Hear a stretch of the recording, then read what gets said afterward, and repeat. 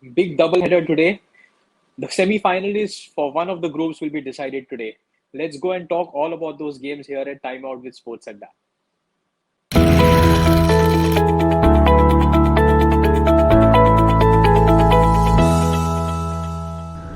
Arun, the semi-finalist, sorry, will be joining us today. So big day in terms of the context of the tournament today.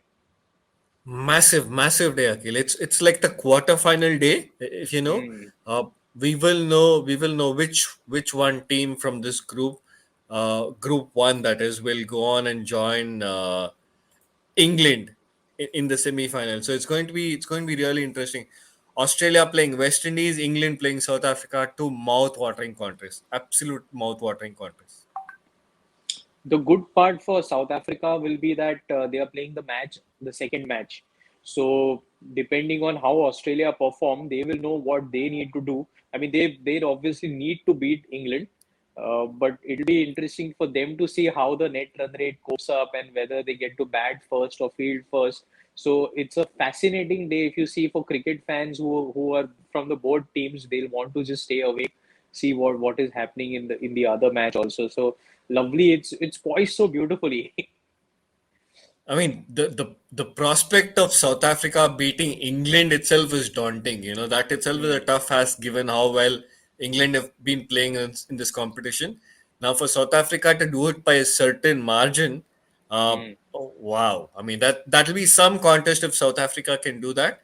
But hey, mm. this is the beauty of sport. You can turn it on. Teams and players can turn on the heat on Yeah. any given day, like we saw last night with India, like we saw with in the game against Afghanistan. So yeah, I mean, looking forward to both these games today. Mm. Okay, fair. We'll quickly talk about the Australia match first because that is the afternoon game. So our Australia versus West Indies, familiar foes. They've had a series recently in T20 cricket where Australia toured there, and it was an interesting series. Lot of results going up and down there for Australia. They didn't have their full squad, but they seem to have found form. Right. They've been winning games. The batters have suddenly realized how to get the big hits going, and Zampa has found wickets. Stark is bowling beautifully, so they are getting some combination together. Yeah, I mean, you referred to that series in the Caribbean, Akhil. That series back in July, West Indies won it 4-1. But things have changed since then. You know, things have changed. West Indies have kind of just lost it all together. Whereas Yeah. Australia have discovered, like you mentioned, a few players have hit form. Uh, it's going to be interesting. Historically, I'm just looking at the numbers between these two. The historical head-to-head between these two is 10 matches in favor of West Indies, 6 matches in favor of Australia. More recently, it's 8-2 in favor of West Indies. Mm. But today is going to be a completely different contest. And it presents a kind of a, there's a bit of an intrigue in that this will probably be the last time that West Indies team will be playing together. So they'll want to finish on a high. Yeah. Things are just not clicking for them. So I don't know how that'll happen. But Australia flying high after winning the last game. So yeah, it's going to be really interesting to watch how this contest shapes up. Mm. I just hope West Indies do go out in a blaze though, because they are such a love team. The players are followed by not just West Indian fans, but even fans like us. We love watching the West Indies play. And like you very rightly said, Bravo has announced his retirement. So today will be definitely his last game. Chris Gale, we don't know what his status is going to be. I think he'll still want to continue for next year's World Cup maybe. Andre Russell, we are not very sure about his fitness because he struggles with fitness each year.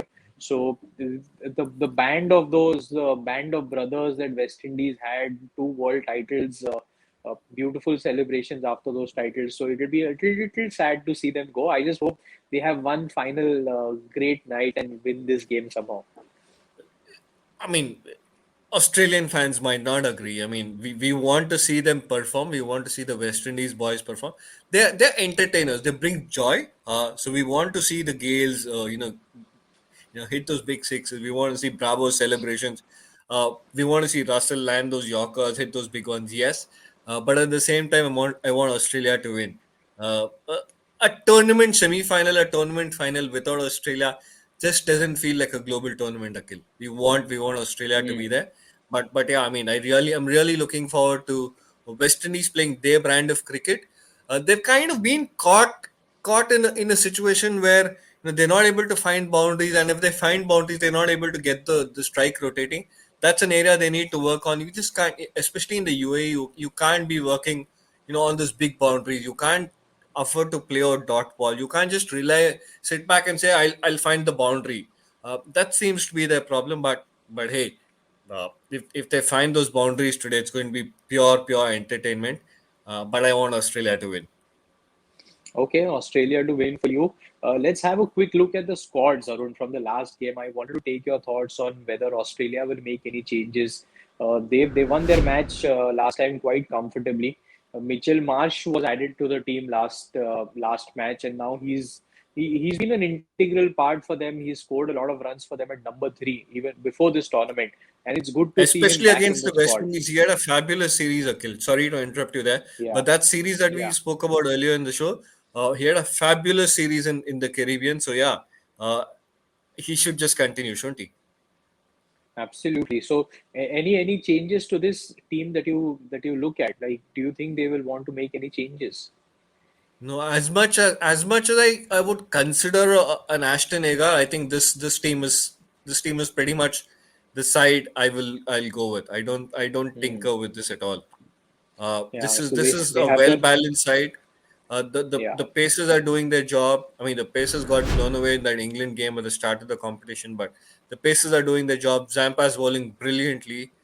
The batting's honestly still a bit of a question mark, but there's experience, there's class, and you'll want to back them. You hope they'll come good on any given day.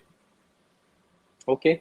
I'm assuming there won't be too many changes in the West Indies squad because they will all want to play this and try and leave their stamp on the tournament and then go.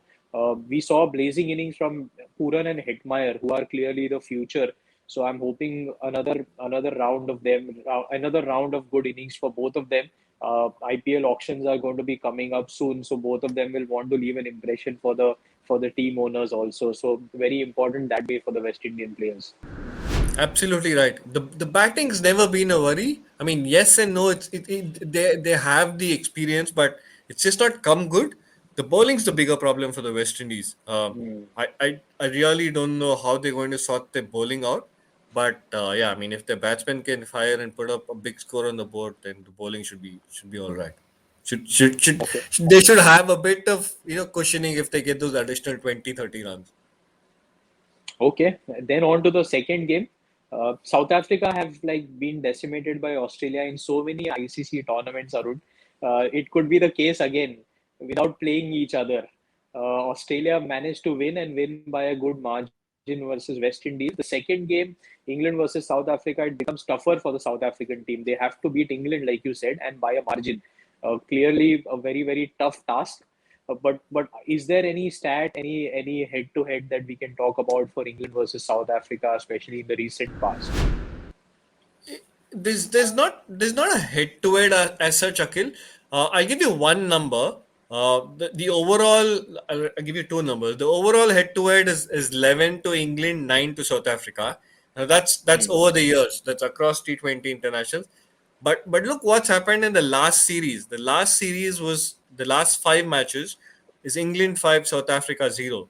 I mean, obviously things have changed since that last series. New players have been added, so things have changed.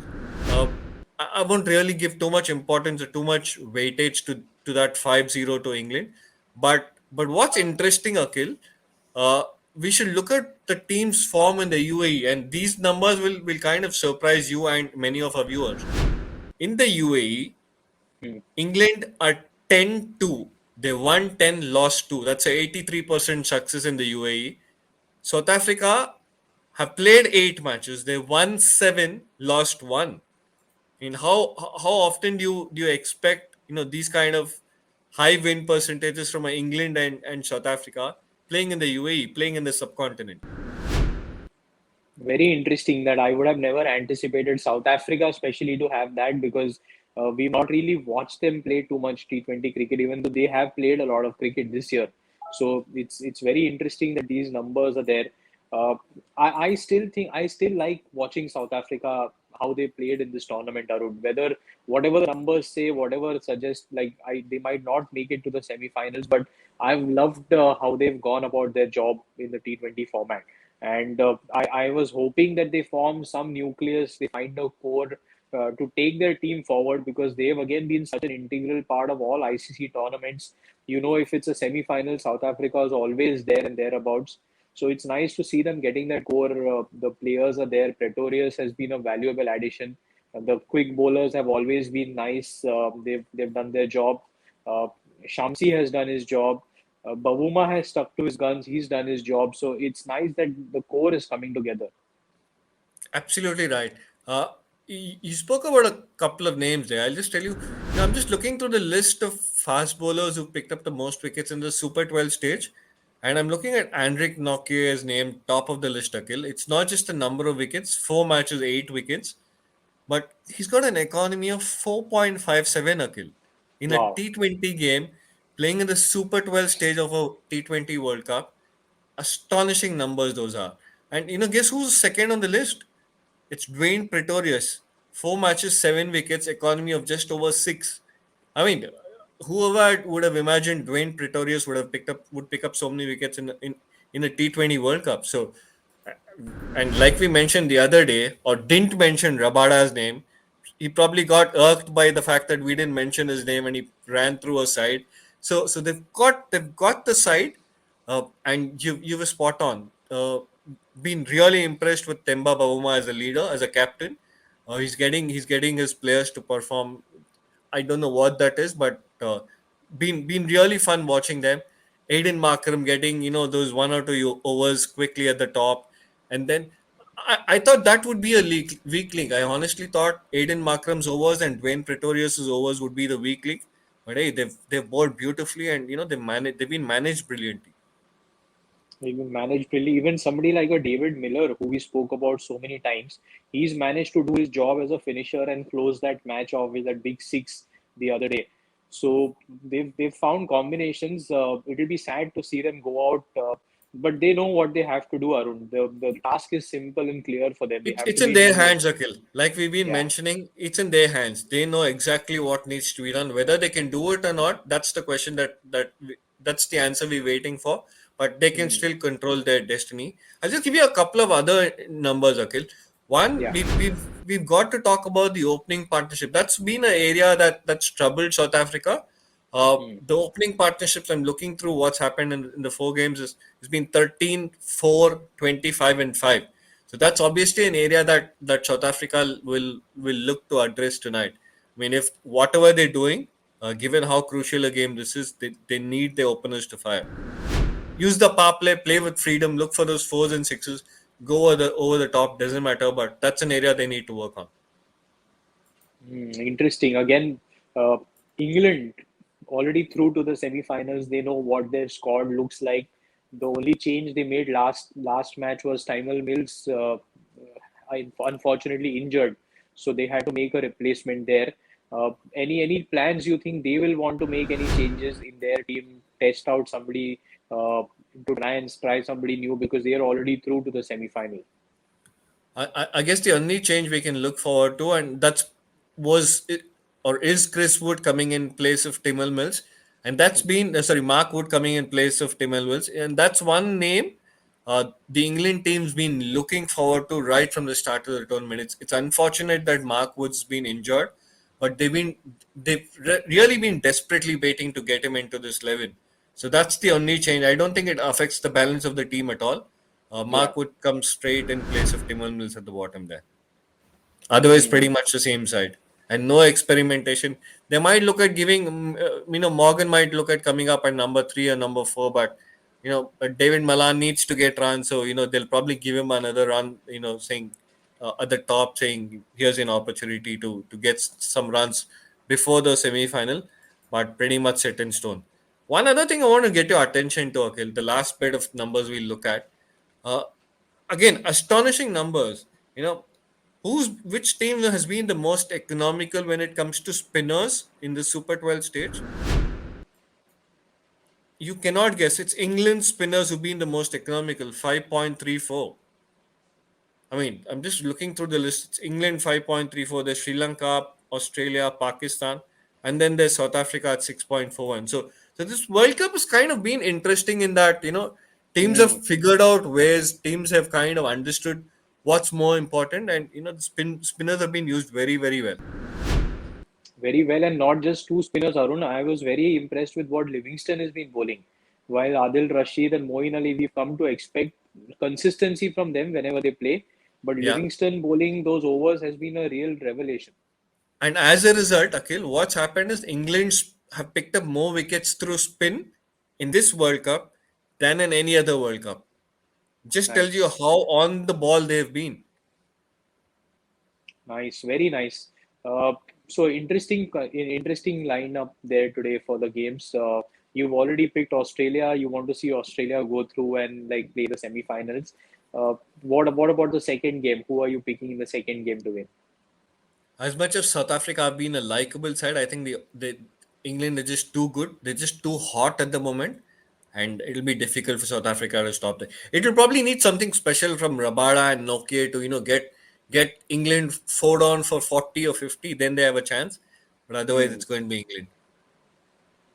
Okay, then it's Australia for me also and England, unfortunately. I mean, I really wanted South Africa to go through, but between South Africa and Australia, if I had to pick, then you're right. A semi-final where an Australian team is playing in a ICC tournament, it just feels right.